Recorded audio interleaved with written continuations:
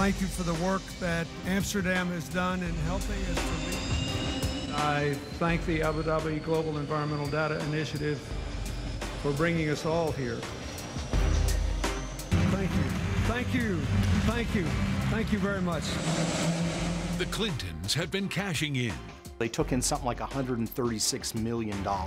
But have they also been selling out? Everybody walked away from the table that night with something. The Clintons' influence is felt all over the globe. Bill Clinton did a good job. There sounds like there's a but in there. No, there's a lot of buts. Will it all come back to haunt Hillary? We're talking about uranium. We're talking about the Russian government. We will be subjected to all kinds of distraction and attacks. I'm ready for that. Fox News reporting the tangled Clinton web. From Washington, D.C., Bret Baier. Behind me is a city with more concentrated power than any in the world, Washington. And Hillary Clinton wants the top job in town. Ever since she announced her candidacy for president, her past has attracted new scrutiny. One aspect of her record is that she and husband Bill have spent years making millions and handing out even more to various causes. They say they're doing good work, but some people now claim their activities raise questions of influence peddling on a global scale. Tonight, we'll look at those charges. This is a story that goes around the world. We'll start in Haiti. January 12, 2010. Haiti suffers a devastating 7.0 earthquake. More than 200,000 die, and over 100,000 buildings and homes are destroyed. Within 4 days, U.S. Secretary of State Hillary Clinton arrives to survey the damage. I want to assure the people of Haiti that the United States is a friend, a partner, and a supporter. 2 days later, former President Clinton was on the ground. I hope it will be rebuilt in a much stronger and more sustainable way, and I think the Haitians want that. Bill Clinton had previously been named UN Special Envoy for Haiti. He and Hillary had close ties with the country, even honeymooning there.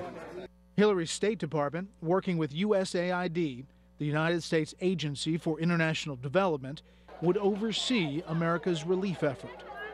The government of Haiti set up the IHRC, Interim Haiti Recovery Commission, to coordinate. Two men were named co-chairs of the IHRC Executive Committee, Haitian Prime Minister Jean-Max Bellerive and Bill Clinton himself. The idea was to not just fix things, but improve them. In an interview with Esquire, President Clinton had big plans, saying, quote, "Wouldn't it be great if they became the first wireless nation in the world? They could. I'm telling you, they really could." But it wasn't at all clear that the people of Haiti would be the big winners in the disaster relief gold rush. Anytime there's a natural disaster anywhere, there is a lot of money potentially to be made in reconstruction contracts and relief contracts, etc.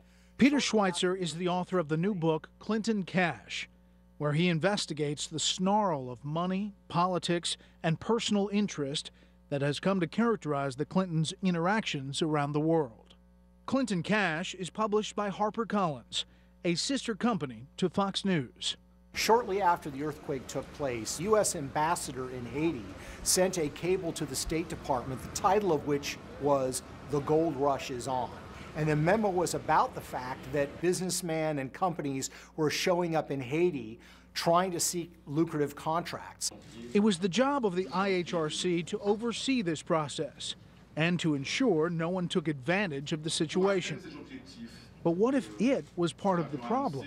A number of members of the IHRC actually wrote a letter expressing their concerns that they were not involved in the process, that all the decisions were being made by Clinton and Bellerive. In addition, they claimed and argued that the national priorities of Haiti were basically being totally disregarded by the decisions that were being made. As Haiti dug itself out of the rubble, many projects were initiated, often with U.S. money and a connection to the Clintons. For instance, there was the Haitian Mobile Money Initiative, where a much-needed system was created to help transfer money via cell phones. There was also a plan to raise money by exploiting Haiti's rich mineral wealth. The Haitian government announces that they're going to offer 2 so-called gold exploitation permits, the first issued in 50 years in Haiti, that would allow for the extraction and gold mining in the country. Perhaps the most celebrated project of all was Caracol Industrial Park.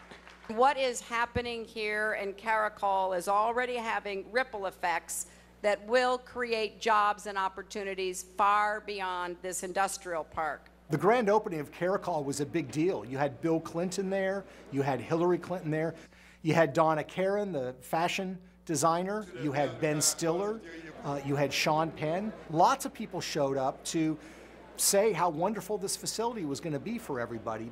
But as all these projects moved forward, questions were raised. The central question, the question which Schweizer investigated, was about how so many of these deals seemed to come back at some point to the Clintons. What quickly became apparent to many people was that if you wanted a contract, if you wanted to do business in Haiti, you had to have relationships with the Clinton. That was absolutely key. The company that cleaned up on the cell phone transfers was Digicel. In the 6 months running up to September 2012, they took in more than $50 million in revenue in Haiti. Digicel is run by Irish billionaire Dennis O'Brien, who set up lucrative speeches for Bill Clinton, as well as donating millions of his own money to the Clinton Foundation.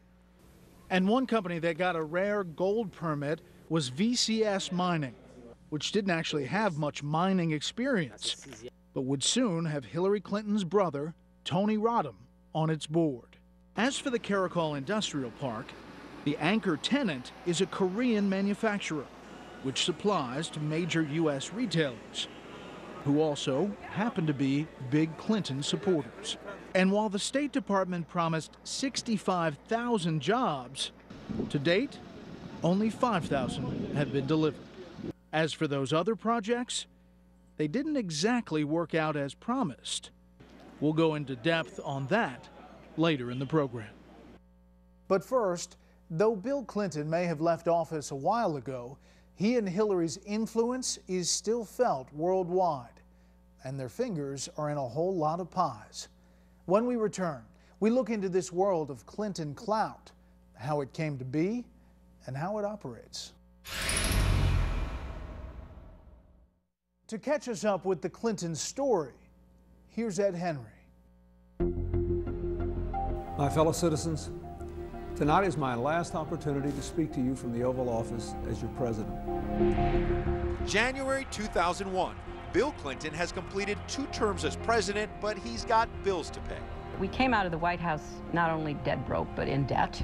It was not easy. Bill has worked really hard. Thank you. That he has, traveling around the world, making speeches at up to $750,000 a pop. Hello! Hillary Clinton has also made 6-figure sums for her personal appearances. The Clintons, particularly after Bill left office, have gone from being dead broke to being fabulously wealthy. The estimates are their income in the 12 years following his exit from the presidency up to 2012, they took in something like $136 million. Peter Schweizer is the author of Clinton Cash, due out on May 5th. That came from speaking fees, from book deals, and other sources of income. The bottom line is nobody in American political history has come close to going from being dead broke to being fabulously wealthy in such a short period of time. When confronted about all of that income in an interview with ABC News' Diane Sawyer, Hillary explained. I thought making speeches for money was a much better thing than getting connected with any one group or company, as so many people who leave public life do. But there was also an organization that the Clintons set up with an ambitious global agenda, an entity that would take in far more money than Bill and Hillary's incomes combined. People walking past this building in the heart of Manhattan probably have no idea who the tenant is on the 17th floor. That's because there's no sign indicating it's the world headquarters of the Bill, Hillary, and Chelsea Clinton Foundation. He's not president anymore, and she's not president yet. Still, the Clinton Foundation represents a sort of global power center. It was founded in 2001 as the William J. Clinton Presidential Foundation, with the stated mission of marshaling government and private resources to attack global hunger, poverty, climate change, and disease. In other words, basically solving the world's problems. Together, we can be there for all of our neighbors around the block, around the country, and around the world. He is enormously proud of it. Doug Schoen, a Fox News contributor and former advisor to the Clintons, has done work for their foundation. He can go anywhere in the world and promote causes of social justice in ways that virtually no one else alive can do. And as it happened, the Clintons' big new project situated them at the nexus of global money, influence, and power. You have to start with people. You have to give them a chance to live the best life they can. It's been estimated that over the years, the foundation has raised more than $1 billion. The concern is that these contributions to the Clinton foundations or these speaking fees are being provided not simply out of the kindness of the hearts of these individuals, but because they want something from the Clintons. And my contention is there seems to be a pattern of behavior in which they are actually giving those individuals what they want. Many high-ranking politicians in both parties have set up foundations, but the Clintons are a power couple unlike any the world has ever seen. For not only is Bill an ex-president, already a rare power broker, but in Hillary, they've got someone who was a senator, then a Secretary of State, and who might be president. The Clinton Foundation, I have some questions on that topic. Like a lot of folks, I have some concerns the about appearance of a conflict of interest between his work, meaning the foundations, and the duties of Secretary of State. In such a situation, it makes sense there'd be a fear of influence peddling. The Obama transition team was concerned about the fact that there had been such a large flow of funds to the Clinton Foundation and also to the Clintons' personal accounts because of the speaking fees. So they wanted to set up a structure of accountability. This led to a memorandum of understanding, which had explicit requirements for both Clintons. One was that they were going to disclose all new contributions to the Clinton Foundation and its initiatives. The second was if there were any foreign government funds or foreign government businesses that were going to donate to the Clinton Foundation, that would require prior approval by the State Department. And then a third requirement was that Bill Clinton's speeches and or any consulting arrangements that he might have with outside parties also needed to be vetted by the State Department. So help me God. Hillary became Secretary of State, and the Clinton Foundation continued to do its work, but suspicions lingered. People who were writing these large checks, if they weren't getting access to a former president and a then Secretary of State, what were they getting? They were getting the ability to participate in large-scale social welfare programs in their home countries or regions of interest or importance to them, to change the world and to be a partner with the President of the United States or the former Secretary of State on life-changing endeavors. The bottom line is the Clintons have been called lots of things by their friends and enemies over the years. The one phrase that I've never seen associated with the Clintons is the word naive. When we return, we'll look at what the Clinton Foundation is doing around the world. Charitable work, for sure, but is there something more calculating?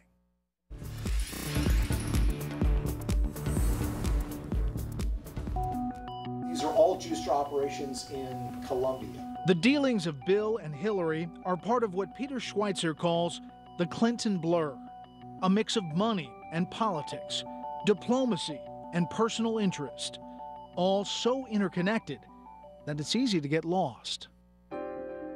It's so hard when you look at the Clintons to try to figure out where the charity ends and begins, where their profit-making ends and begins, and where their official powers as Secretary of State or Senator ends and begins. And the problem is they all get blurred together. To put together his book, Clinton Cash, Schweizer and his team of researchers spent more than a year unraveling the tangled web.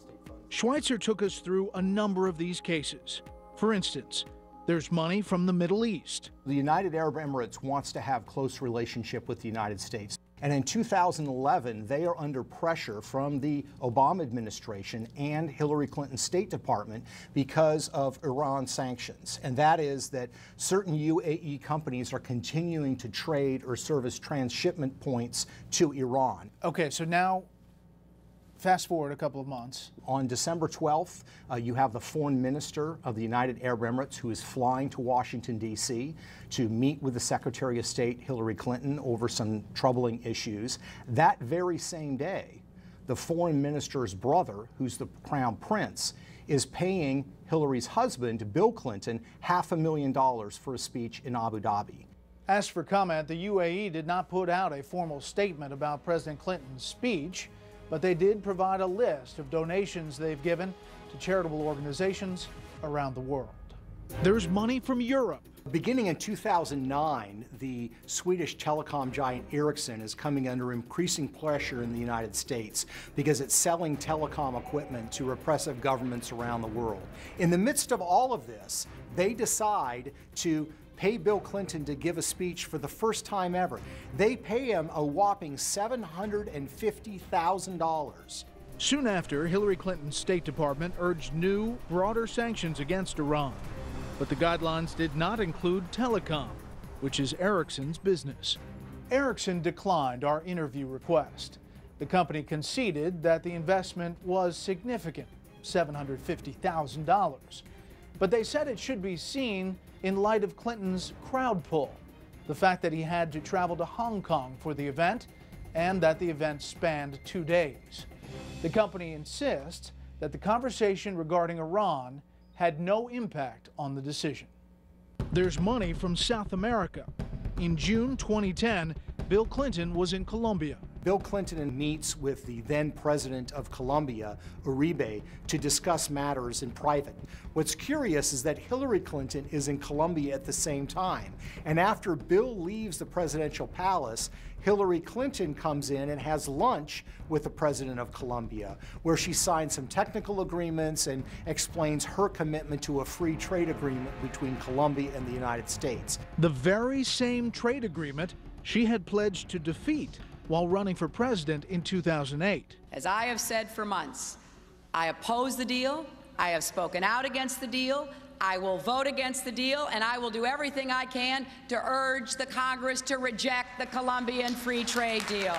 Also in Colombia with Bill Clinton was Frank Giustra, a billionaire businessman and family friend. We'll meet again.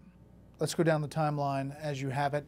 Frank Giustra, a Canadian billionaire, arrives in Colombia with Bill Clinton on June 8th, 2010. Hillary, at that same time, meets with President Uribe. What's troubling is in that the days that follow, Frank Giustra, who is one of the largest contributors to the Clinton Foundation, sees not one, not two, but actually 3 of his companies get major concessions from the Uribe government in Colombia.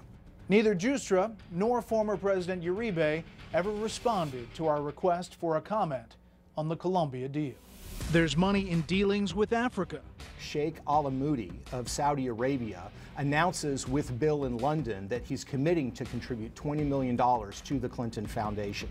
This raises lots of questions with Ethiopian groups in the West because they're very concerned about the repressive government in Ethiopia and the fact that Sheikh Al-Amoudi has a large business empire in Ethiopia. What troubles them is that Al-Amoudi does not have a history of philanthropy, and they actually write a letter to Bill Clinton, and they say explicitly, we have reason to believe that the huge donation to the Clinton Foundation was made on behalf of the Ethiopian government. When Hillary Clinton becomes Secretary of State, one of the things that she needs to do is certify Ethiopia on human rights, but Hillary Clinton granted them a waiver which allowed them to continue U.S. assistance even though that they weren't complying with U.S. law. Mohammed Al-Amoudi told us he does not give media interviews. Instead, he sent us a fact sheet of all the support he's given to AIDS awareness. These are just a few of the many stories Schweizer documents in his book. Bill Clinton's average speaking fee is somewhere around $175,000 to $200,000 over the years. The problem is that once Hillary becomes Secretary of State in 2009, the number of big paydays where he gets paid $500,000 or more to give a speech, one speech, overseas, increases dramatically.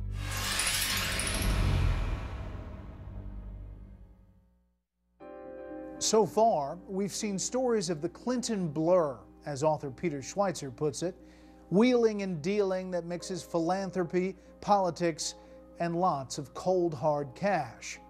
In this process, the Clintons allegedly used their influence to raise funds for both themselves and causes supported by their foundation, all while skirting the rules by doing favors for their benefactors. These favors aren't just shady deals. With the clout of the Clintons, they can have far-reaching effects on the international scene.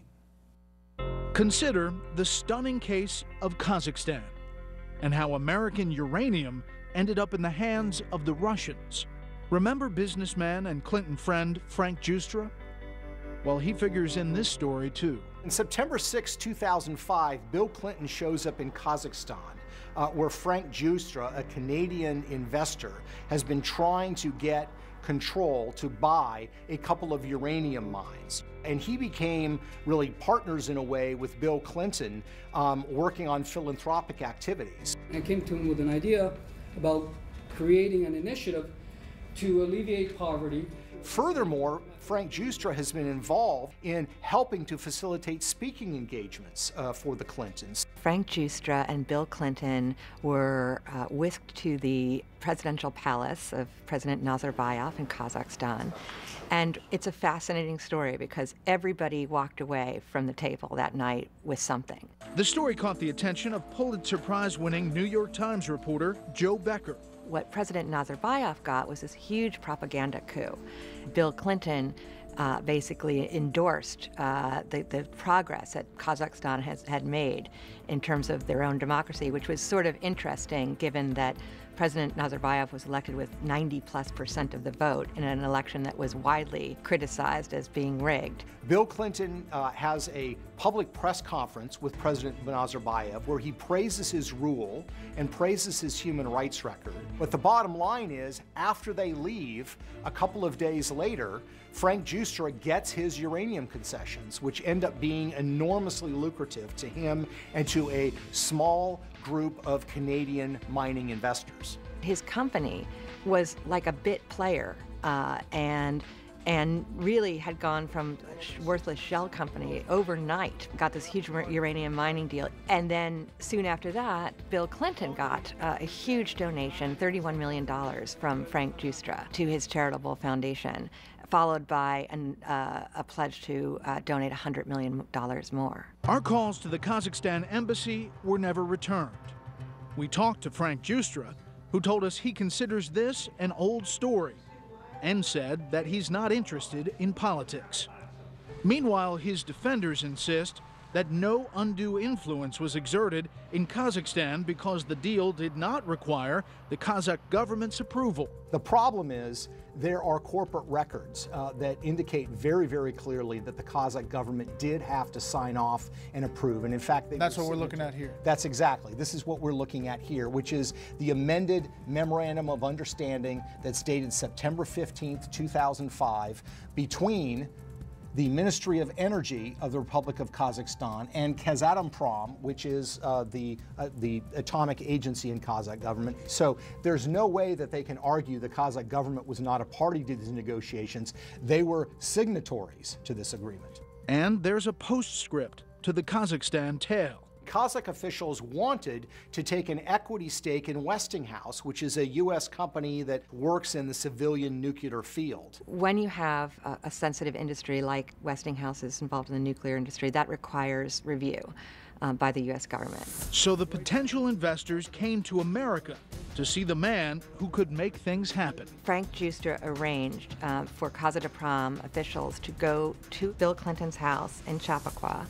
When I first contacted both the Clinton Foundation, Mr. Clinton's spokesman, and Mr. Giustra, they denied any such meeting ever took place.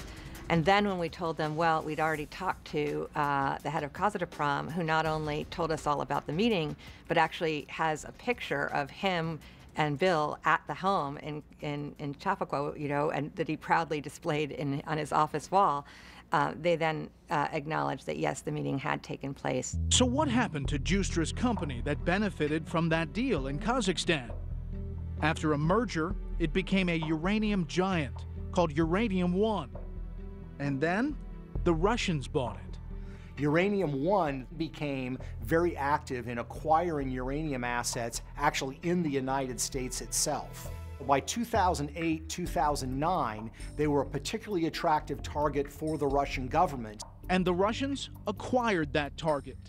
They would acquire what would amount to 50% of projected uranium output by 2015. In other words, Russia now controls what was projected to be up to half of America's uranium. Now, does Secretary Clinton factor into this? For that deal to go through, it needs federal government approval, and one of those people that has to approve that deal is Secretary of State Hillary Clinton, who, as Senator Clinton, was vigorously opposed to these kind of buys from countries into U.S. property. That's a great point, Bret. You remember the Dubai ports deal, for example, which he was opposed to. We believe that no foreign government should control our ports. In this particular case, we're talking about uranium. We're talking about things that relate to the nuclear industry. We're talking about the Russian government, which already provides equipment, material to Iran. That's correct. Just how deeply those uranium interests were invested in the Clintons was not disclosed by them or their foundation. Schweizer learned about that by scouring Canadian tax records. So let's go to the Fernwood document. Well, Fernwood Foundation is an entity in Canada controlled by Ian Telfer, who ends up being the chairman of Uranium One, which is the Russian-owned uranium company. Ian Telfer, in 2007, made an individual contribution to the Clinton Foundation. The problem is, based on Canadian tax records, in this particular case, made a payment of $250,000 to the Clinton-Justra Sustainable Growth Initiative. They are required to disclose the donation. They failed to do that. This is a hidden contribution. And over the course of a couple of years, you're talking about more than $2 million from the Fernwood Foundation to the Clinton Foundation. When you actually go to the Clinton Foundation website itself on disclosures and type in Fernwood, you find no contributions listed whatsoever. Uranium One and Ian Telfer declined to comment. So what this amounts to in the end is a Russian company, essentially controlled by Vladimir Putin, will now be in charge of a substantial portion of American uranium. Russia sends uranium to its client state, Iran. So American uranium could well be sent to the very nation we're negotiating with to try to slow its ability to develop a nuclear weapon. Thus, we see how far-reaching the effect of the Clinton blur, as Schweizer puts it, can be. After the break, we return to Haiti and see how relief from the Clinton Foundation has worked out.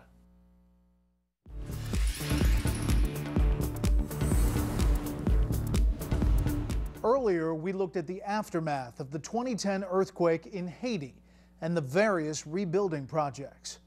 But 5 years later, what are the results? Our John Roberts traveled from one end of Haiti to the other to find the answer. This is the hilltop home of Jean-Max Bellerive. He was Prime Minister of Haiti in 2010 when the devastating earthquake hit. Together with former President Bill Clinton, he headed up the interim Haiti Recovery Commission, which had a very big say in where much of the billions of dollars that was pouring into Haiti would eventually be spent. Bellerive explained to me the importance of having Bill Clinton on the commission. Jean-Max Bellerive is not going to attract in a permanent way Fox News, CNN, ABC. We needed a figure that will attract the people to keep Haiti on the news. And was Bill Clinton that image that you needed to sell Haiti? It's the one we think of at that time, because he was already involved in Haiti. Hillary Clinton was in Haiti, so we need an image. I believe in his role of president of the commission, he did well. So you said you believe that Bill Clinton did a good job. There sounds like there's a but in there. No, there is a lot of buts. It's not only one.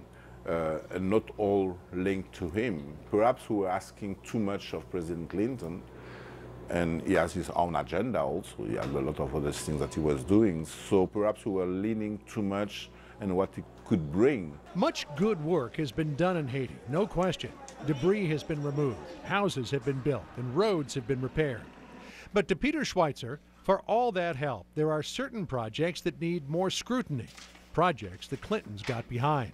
You would expect that there'd be high standards of transparency, that there would be high standards of accountability, and you would also have ethical standards that would prevent you from giving contracts or concessions or benefits to people who are putting money in your pocket. For instance, there's the story of Digicel. Almost any place you go, almost anywhere in Haiti, you'll see signs for Digicel, a top telecom company. The reason they have such prominence in Haiti may be that they have friends in high places. After the earthquake, the Clintons pushed for a wireless, phone-based money transfer system, a useful way to allow friends and relatives to send money into the ravaged nation.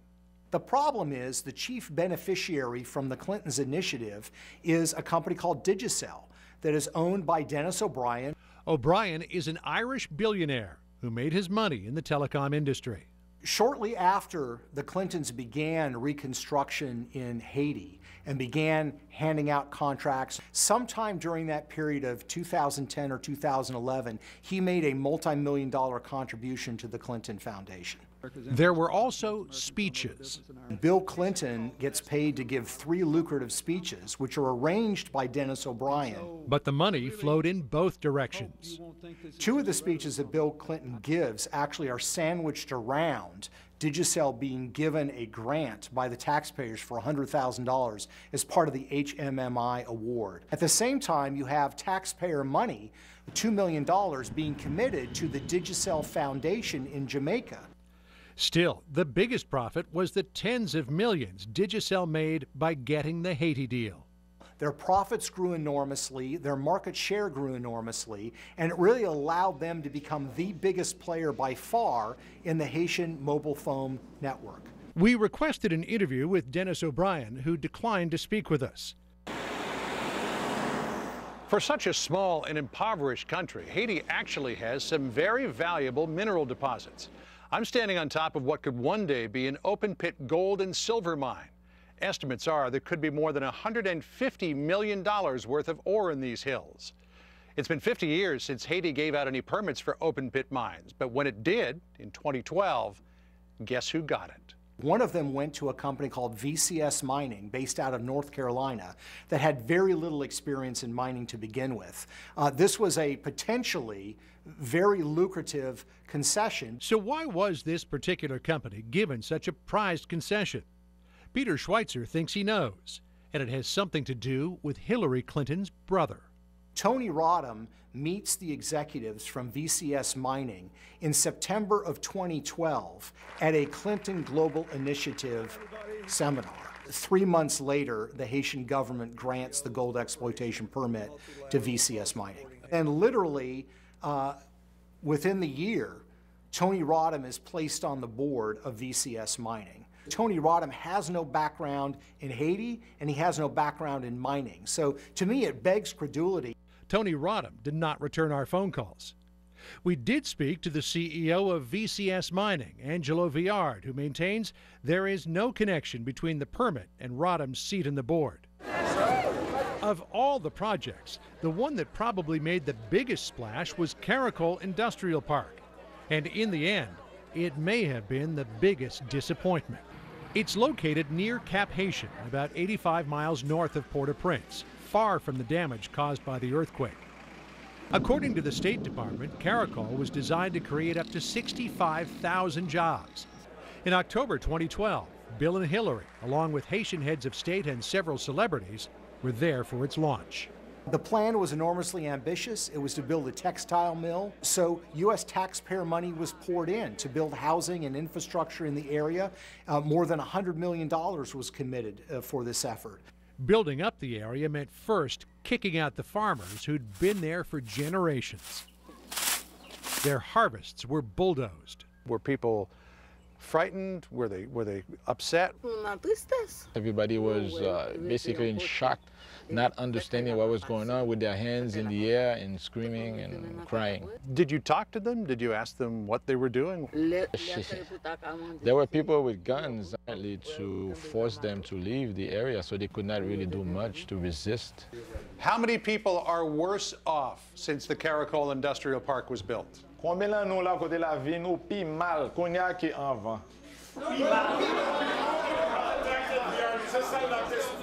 We did contact the biggest tenant here, the textile company, but so far they haven't gotten back to us about paying them a visit.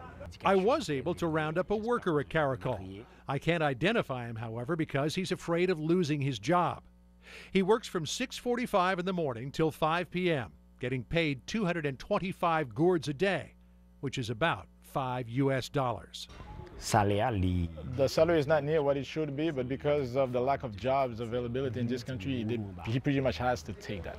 How would he describe the working conditions? Conditions are very, very, very tough. Basically, everybody is pretty much frustrated in relations to the workload and what they're getting paid.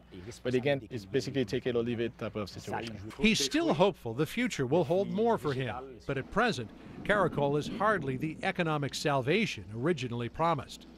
Not only don't the jobs pay well, but there are only about 5,000 of them, not anywhere near as many as expected. The State Department says those jobs will materialize eventually, in a decade or so. In the meantime, who is the project helping? Well, a few American companies are benefiting from the cheap Haitian labor. The three biggest beneficiaries were actually three retailing companies closely tied to the Clintons: Gap, Target, and Walmart. A lot of money was given to Haiti after the earthquake. Much of it was put to good use, but according to Peter Schweizer, too much of it was used to line the pockets of people with Clinton connections. When we return, Hillary is running.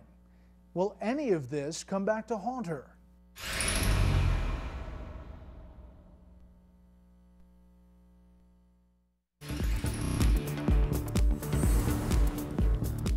As a presidential candidate, Hillary Clinton offers something new and different. She'd be the first female president. She also offers something that may be too familiar. She's a politician with a long history. The pundits are already asking how her past may affect the future. I'm getting ready to do something too. I'm running for president. One of Hillary's first big decisions as an official candidate for president was to quit the Clinton Foundation. She said she was leaving to, quote, devote myself to this new, all-encompassing endeavor. There were new questions on Hillary Clinton's campaign as new details emerged. A few days later, on April 15th, with the Clinton Foundation coming under increased scrutiny, they changed their policy regarding donations from foreign governments. From now on, the foundation would only take contributions from friendly Western governments, like Canada and Germany. Of course, even under these limitations, there could still be donations from someone like Ian Telfer, the Canadian, who, as we mentioned earlier, was chairman of the Russian-owned company Uranium One. But even as Hillary was distancing herself from the foundation, she couldn't avoid questions about its activities. With investigative book Clinton Cash shaping up to be a political bombshell, she responded to a reporter's inquiries while campaigning in New Hampshire on April 20th by brushing aside the book's claims. Well, we're back into the political season, and therefore we will be subjected to all kinds of distraction and attacks. And people are going to have to believe that all of this was on the up and up, and that nobody was trying to buy influence, and all of this was fine. Or there's going to be a suspicion hanging over her that is likely to hang over her for the rest of this campaign and into the general election if she gets that far. People are already questioning Clinton's trustworthiness. In a Fox News poll, 51% said they did not feel she was honest, the only politician on the list to score above 50%. And this was asked before the revelations about the Clinton Foundation were making headlines. Meanwhile, in a speech at Georgetown, Bill Clinton avoided the controversy. For obvious reasons, I don't intend to talk much about electoral politics.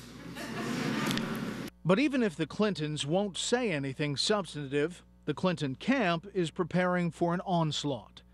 We're not big on quitting in my family.